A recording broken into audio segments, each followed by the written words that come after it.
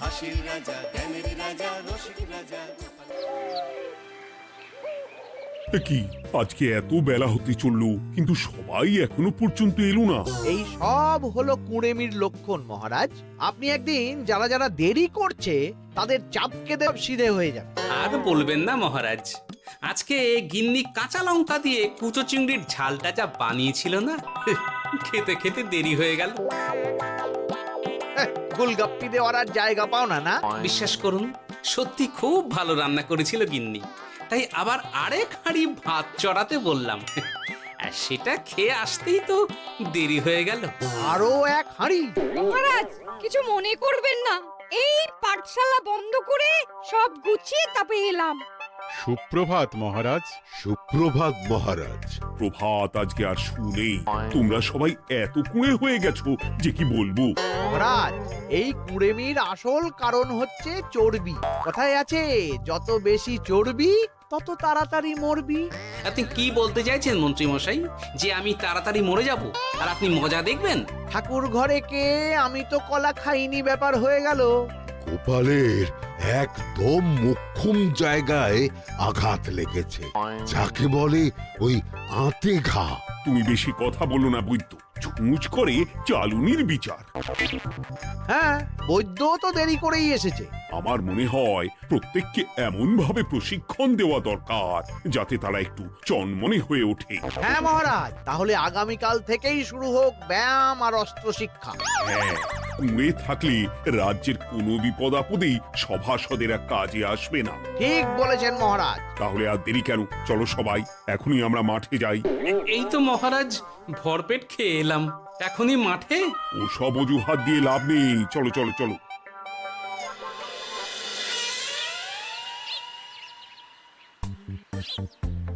এবার সবাই সারিবদ্ধভাবে দাঁড়িয়ে পড়ো। এ কি, গোপাল কোথায়? মহারাজ, গোপাল আপনার পিছনে দাঁড়িয়ে আছে, চুপি চুপি। এই গোপাল, যাও যাও, মাঠের মাঝখানে গিয়ে দাঁড়াও। এই চাঁদি ফাটা রোদে কেন মহারাজ সুস্থ শরীরকে ব্যস্ত করছেন? এইসব বাজে কথা শুনতে চাই না। শুয়ে বসে থেকে শরীরের কি অবস্থা করেছো? শরীরের নাম মহাশয়, যা সবে তাই সয়। তুমি যাবে না, তোমাকে এক্ষুনি বরখাস্ত করবো। কি জ্বালা! যেখানে আমার সব কাজ বুদ্ধি দিয়েই হয়ে যায়, সেখানে গায়ের জোরের কি দরকার? হ্যাঁ, এই গোপাল, আমি 1 থেকে 3 অব্দি গুনবো, তারপরে সবাই এই মাঠের ধার বরাবর 5 বার পাক দিয়ে দৌড়বে। ঠিক আছে মহারাজ, আমি প্রস্তুত। আমি রোগা পটকা আছি, কোনো সমস্যাই হবে না। হয়ে গেল। সবাই প্রস্তুত? 1, 2, 3।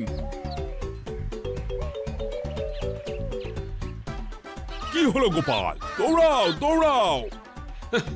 মহারাজ, এর থেকে বেশি জোরে পারবো না। আই, কে আছো? একটা কঞ্চি দাও। এই সেরেছে। বেশ হয়েছে, বেশ হয়েছে। ব্যাটার এবার চর্বি কমবে। কি হলো গোপাল? হ্যাঁ, হয়ে গেল? হ্যাঁ?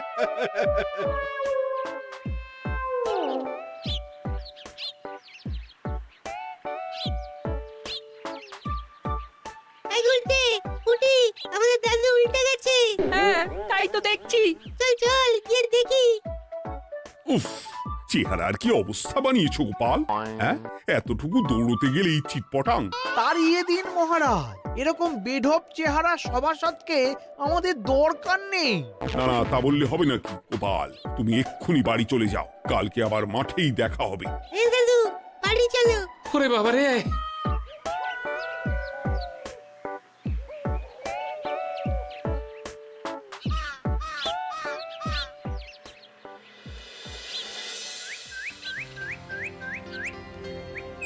আরে ধুর ছাতার মাথা, তখন থেকে জল খেয়েই চলেছ। কি হয়েছে সেটা বলবে তো? শরীর চর্চা হয়েছে, শক্তি খরচা হয়েছে, আর পারছি না। উফ, বাপরে বাপ, কি পায়ে ব্যথা! এই জন্যেই আমি বলি বাপু, একটু বপুটাও নড়াও, কিন্তু কার কথা কে শোনে? ওরে বাবা, অকারণে সুস্থ শরীর ব্যস্ত করবো কেন বলো তো? বেশি নড়াচড়া করলেই আয়ু কমে যায়। তোমার এই বাজে কথা কোন শাস্ত্রে লেখা আছে শুনি? শাস্ত্রে কেন যাব, বাস্তবে জলজ্যান্ত উদাহরণ আছে। আমি মানতে পারছি না। হুম, মানতে পারছি না বললে তো হবে না, তোমাকে মানতেই হবে। বেশ, প্রমাণ করো। আমি যদি তোমাকে প্রমাণ করে দিতে পারি, তাহলে আজ থেকে বাড়ির বাজার দোকান করার দায়িত্বটাও তোমাকেই নিতে হবে। দিদা তুমি তো ফেঁসে যাবে, দাদুর সঙ্গে বাজি লড়বে না। এই বাদ দে তো, তোর দাদু আগে প্রমাণ করুক যে বেশি নড়াচড়া করলে বয়স কমে। হ্যাঁ তাহলে বাজি? হ্যাঁ বাজি। আচ্ছা ঠিক আছে, বেশ। তুমি তুমি একটা পশুর নাম বলো তো, যারা খুব তাড়াতাড়ি দৌড়য়। ঘোড়া, হরিণ, চিতাবাঘ আরো আছে। আচ্ছা, এবার সবচেয়ে আস্তে আস্তে কোন পশু চলে এরকম একটা পশুর উদাহরণ দাও। কেন কচ্ছপ? এই তো পেয়ে গেছে উত্তর। এবার তুমি বলো তো, কচ্ছপ কত বছর বাঁচে, আর ঘোড়া, হরিণ, চিতাবাঘ এরা কত বছর বাঁচে? চিতাবাঘ, ঘোড়া কেউই 30 বছরের বেশি বাঁচে না, কিন্তু কচ্ছপ 300 বছরও বেঁচে থাকে। হেরেছে, হেরেছে, আমার বউ হেরেছে। উফ, জীবনের কত বড় চাপ নেমে গেল। হ্যাঁ, এই তুমি আমাকে এভাবে হারালে? তখনই বললাম দাদুর সঙ্গে বাজি লড়তে যেও না। নাও এবার খেলা সামলাও।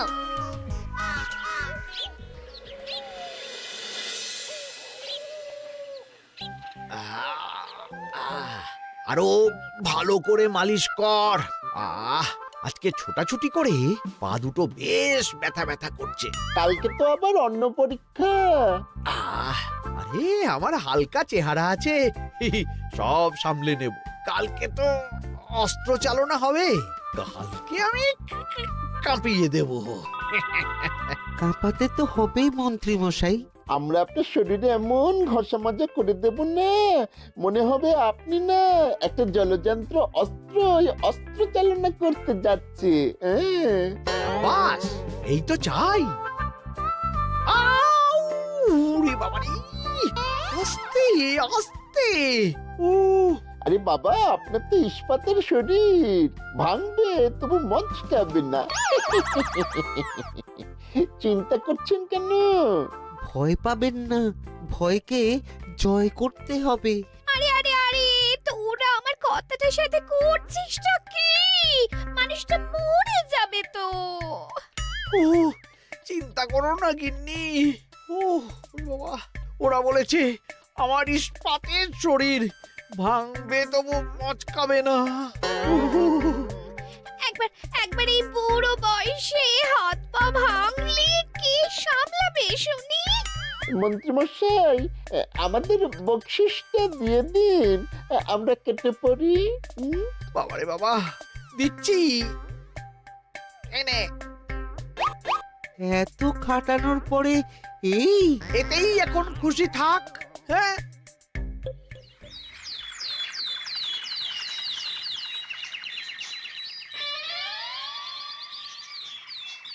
এবার তোমাদের সকলকে অস্ত্র শিক্ষা দেওয়া হবে। উফ, রোজ রোজ কি জ্বালাতনে পড়েছি, বাপরে বাপ। বাবা মা কাউকে ডাকার দরকার নেই, ভালো না লাগলে রাজসভা চাকরি ছেড়ে চলে যাও। মহারাজ, এটা তো উচিত নয়। যে যেটাই পারদর্শী তাকে সেটাই করতে দিন না। একটা বাঁদরকে যদি আপনি বলেন শিকার করে মাংস খেয়ে দেখা, সে কি পারবে মহারাজ? মহারাজ, গোপাল একটু বেশি কথা বলছে, ওকে আপনি বের করে দিন। আমি তোমার কথায় গলবো না গোপাল, তোমাদের সবাইকে এখন অস্ত্র শিক্ষা শিখতেই হবে। কর্তার ইচ্ছায় কর্ম, এখন তো আমার আর কিছুই বলার নেই। তাহলে আর দেরি কেন, তোমরা সবাই একটা করে ঢাল আর একটা করে তলোয়ার তুলে নাও। সেনাপতি, বলুন মহারাজ। তুমি সকলকে অস্ত্র শিক্ষা দেবে, তলোয়ার চালানো শেখাবে। এক এক করে প্রত্যেকে তোমার কাছে যাবে আর এক এক করে তুমি সবাইকে তলোয়ার চালানো শেখাবে। আচ্ছা মহারাজ, তাহলে ওই সবার প্রথমে চলে আসুন মন্ত্রী মশাই। হ্যাঁ, আমি প্রস্তুত। আমার শরীর ইস্পাতের মতো, ভাঙবো তবু মচকাবো না।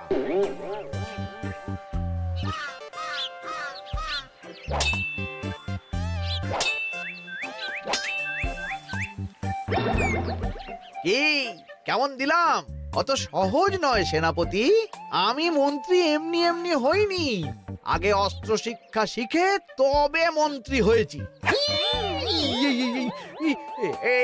এটা কি হলো? হ্যাঁ, আপনি অস্ত্র শিক্ষায় পারদর্শী, কিন্তু আরো বিচক্ষণ হতে হবে।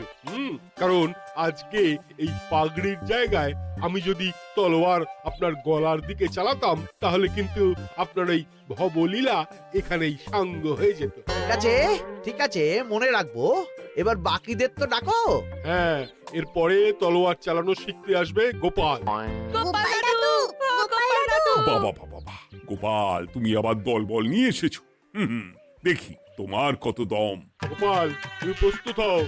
হ্যাঁ হ্যাঁ, আমি প্রস্তুত। ওরে বাবারে, এ তো ভয়ানক চাপের কাজ, আমাকে বেশ বেগ পেতে হচ্ছে। সামলাও গোপাল।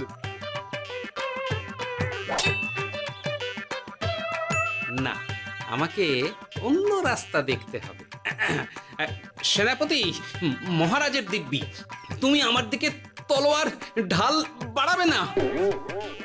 এই এই, এটা কি হলো? সত্যি তো, এটা কি হলো?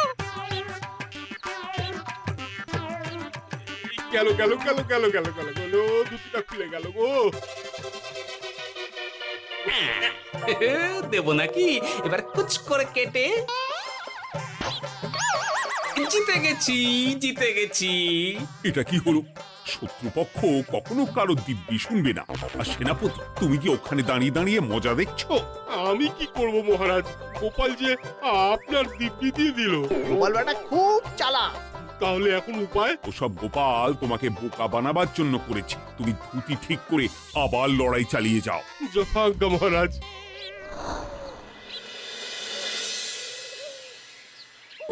কিরে ন্যাপলা, তোদের দিদা আমার জন্য কি রান্না করে পাঠিয়েছে রে?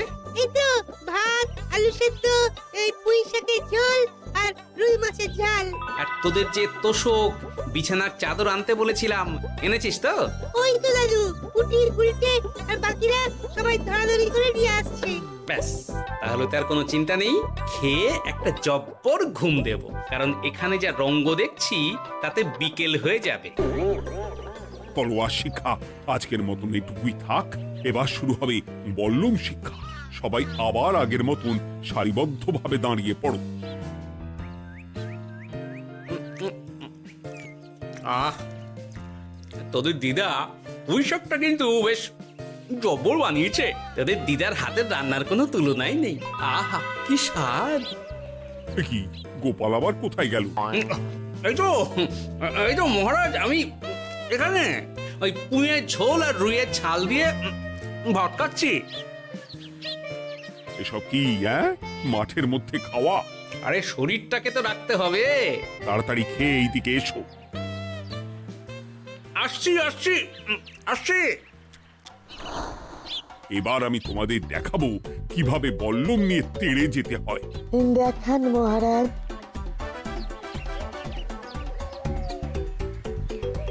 এ তো খুবই সোজা মহারাজ। ঠিক আছে, তাহলে বল্লম নিয়ে তেড়ে যাও দেখি। দিন, আপনার হাতের বল্লমটাই দিন।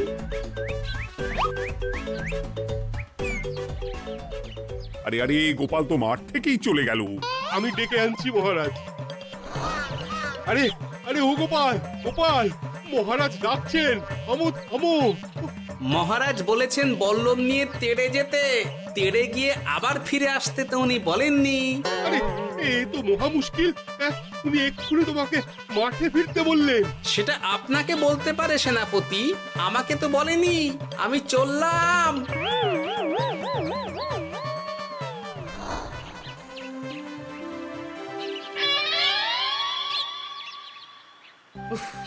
বাবারে বাবা, কি ঝক্কি! অনেক বুদ্ধি করে মাঠ থেকে খাটে চলে এসেছি। আমি আর উঠছি না। এ কি বলি, তোমাদের তো এখন অস্ত্র শিক্ষা নেওয়ার কথা। হ্যাঁ, তোমার বলা নেই, কোয়া নেই, অমনি বাড়ি চলে এলে।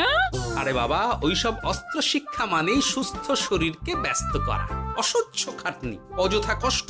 কষ্ট করলে তবেই কেষ্ট পাওয়া যায়। হ্যাঁ, তোমায় আমি আগেও বুঝিয়েছি, যেখানে বুদ্ধি কথা বলে সেখানে দেহের শক্তি নীরব দর্শক গিন্নি। আরে বাবা, সে না হয় বুঝলাম, কিন্তু মহারাজ তো ভালোর জন্য সবাইকে অস্ত্র শিক্ষা দেওয়ার চেষ্টা করছে না? আরে বাবা, যার যা কাজ তাকে সেটা করালেই পারে। মহারাজ তো সেটা বুঝতেই চাইছেন না। আমি এখন ঘুমো।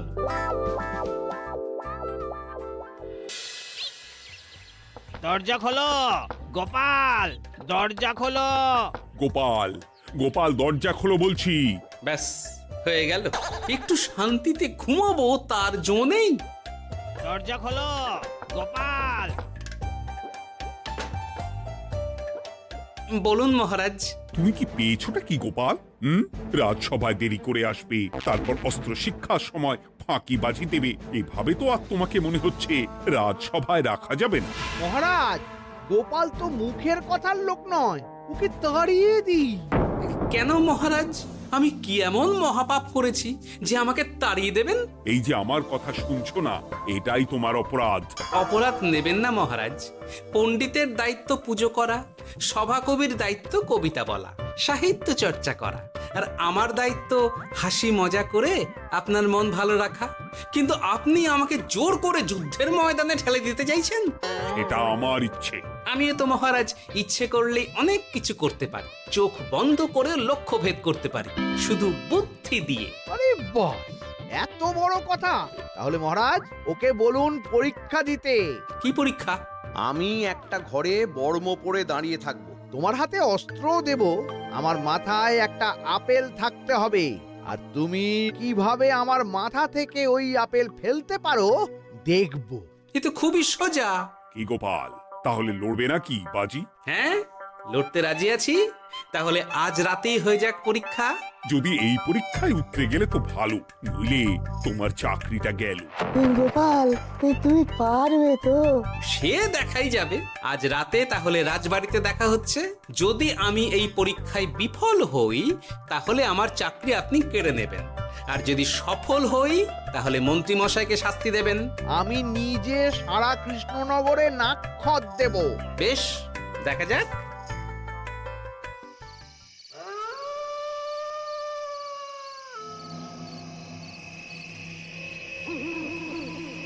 কি মন্ত্রীমশাই, ব্যবস্থা সব ঠিকঠাক হয়েছে তো? হ্যাঁ, এবার শুধু গোপালের পরীক্ষার পালা। আমি তাহলে বাইরে গেলাম, গোপালকে পাঠিয়ে দিচ্ছি।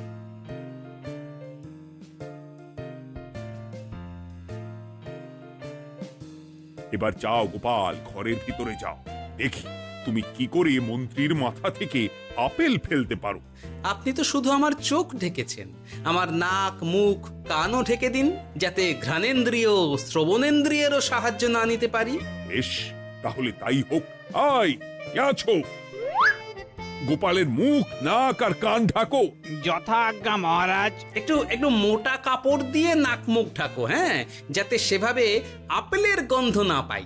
বেশ বেশ।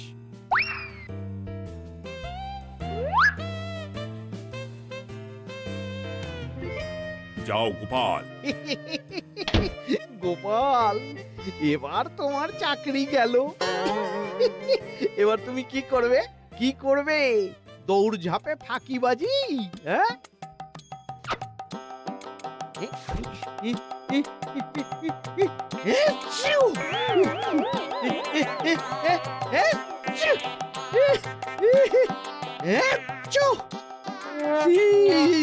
গেল গেল গেল গেল গেল, আপেল পড়ে গেল। আপেল পড়ে গেল? মহারাজ, এর মধ্যেই গোপাল আপেল ফেলে দিয়েছে। ঘরের ভেতরে চলো।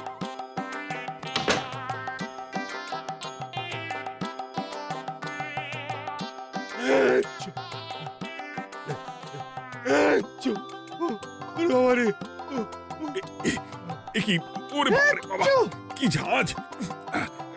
ওরে বাবারে বাবা।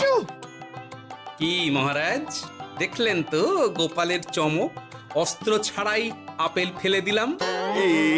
কি, এটা তো তুমি নীতি বিরুদ্ধ কাজ করেছো। সারা ঘরে নস্যি ছড়িয়ে দিয়েছো। মহারাজ, হাঁটতে গিয়ে আপেল পড়ে গেছে। এবার সারা কৃষ্ণনগরে নাক্ষত দিতে হবে। সত্যি সত্যি গোপাল, বুদ্ধিতে তোমার জুড়ি মেলা ভার। আমার নাম গোপাল ভাঁড়, একটা কথা মনে রাখবেন, কেউটে সাপের লেজে পা দেবেন না, আর গোপালের কাজে বাধা দেবেন না। যে কাজ বুদ্ধি দিয়ে করা যায় তার কাছে শক্তি ছোট্ট শিশু মাত্র। সত্যি গোপাল, আজ তুমি সেটাই প্রমাণ করে দিলে। আর আজ থেকে তোমাকে তোমার ইচ্ছার বিরুদ্ধে খাটাবো না। তুমি খাও দাও, ভুড়ি বানাও। যার যা কাজ সে তাই করবে। যেমন এখন মন্ত্রী মশাই নাক্ষত দেবেন। হ্যাঁ, ভুল করে বাজি ধরে ফেলেছি, এখন নিজেই চাপে পড়ে গেলাম। তাহলে আর দেরি কেন? নাক্ষত এখন থেকেই শুরু হোক। কৃষ্ণনগরের রাস্তা শেষ হতে হতে সকাল হয়ে যাবে।